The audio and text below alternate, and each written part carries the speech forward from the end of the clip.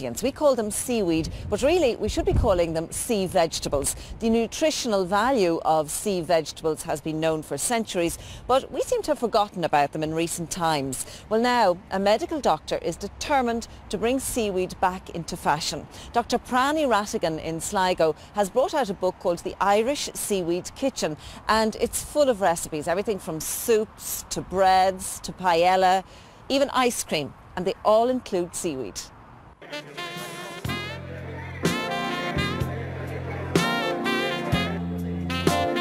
A mouth-watering display of food at Strandhill Golf Club in Sligo, from starters to delicious desserts, and it's all good for you because this buffet was put together by a doctor and she used one common ingredient, seaweed. Pranny Rattigan is on a mission to get seaweed back into the Irish diet. For her, harvesting and cooking with seaweed is the most natural thing in the world, and she wants to spread the word.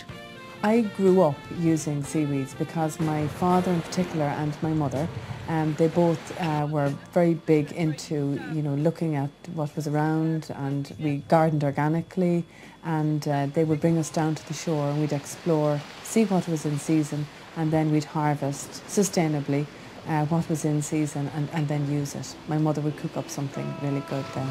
Did many families around here do that? No, they didn't, and and this, I suppose, really maybe dates back to famine times, that people would be a little bit embarrassed to be down harvesting on the shore, and sometimes people would say to my father, "Oh, I saw you down on the shore the other day, things must be tight," or whatever, but he thought this was absolutely hilarious because he knew the nutritional value of what we were getting, plus the fresh air and the fun of being out. I would call seaweed, a powerhouse of nutrients, because that's really what it is.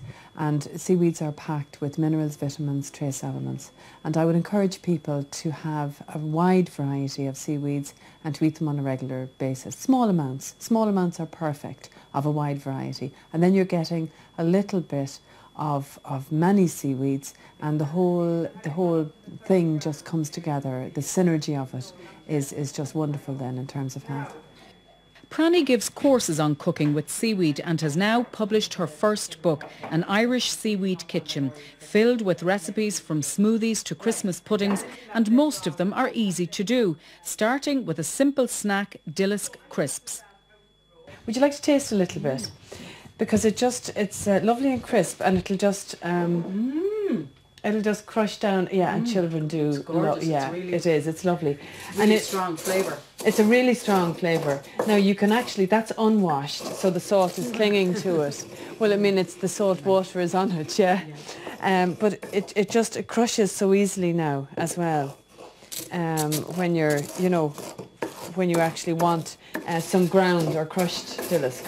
Chewing dillisk is actually an old way of getting off cigarettes, and weaved in with Pranny's recipes is more seaweed folklore, including the story of the Worm Rock in Sligo. People would gather dillisk from that particular rock, and it was said that was the only rock that would, cure a child of worms. And people would, go to quite a lot of bother to get from this rock. But of course, how wise it is, because the dillisk is anti-helminthic. It's actually an anti-worming agent. It has canic acid in it. So that was a story that was just totally borne out by modern science. Carrageen is another one that would trip off the tongue, and I think everybody's grandmother certainly would have that on their lips as a cure for chest infections, and they weren't far out, because modern research tells us that the Carrageen is actually antiviral, and it's also an expectorant. Now, an expectorant means that it will shift phlegm from the chest. So the research has proven that one. A very traditional way to use seaweeds is to actually use it in breads. So this would be something that would be very familiar to people. And the one that I'm doing is actually a quick loaf.